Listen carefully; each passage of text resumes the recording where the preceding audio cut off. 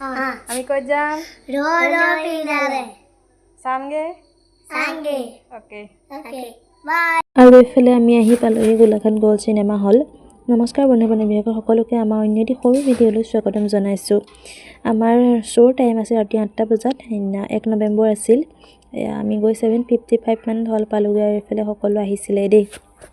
যিমানেই নহ'লেও দাদাৰ ফটোখনৰ সন্মুখত যেতিয়া এনেদৰে শ্ৰদ্ধাঞ্জলি দেখিবলৈ পাওঁ তেতিয়া বুকুখন দেখোন কঁপি উঠে। যি নহওক আমিতো বাস্তৱক মানি ল'বই লাগিব। দাদাৰ আদৰ্শক আমি সদায় জীয়াই ৰাখিম।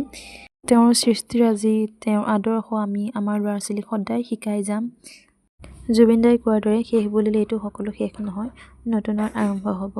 সকলো আহিব দেই। জুবিন দাৰ সপোন আৰু তেওঁৰ শেষ উপহাৰ অসমীয়া জাতিৰ বাবে সকলোৱে উপভোগ কৰিব।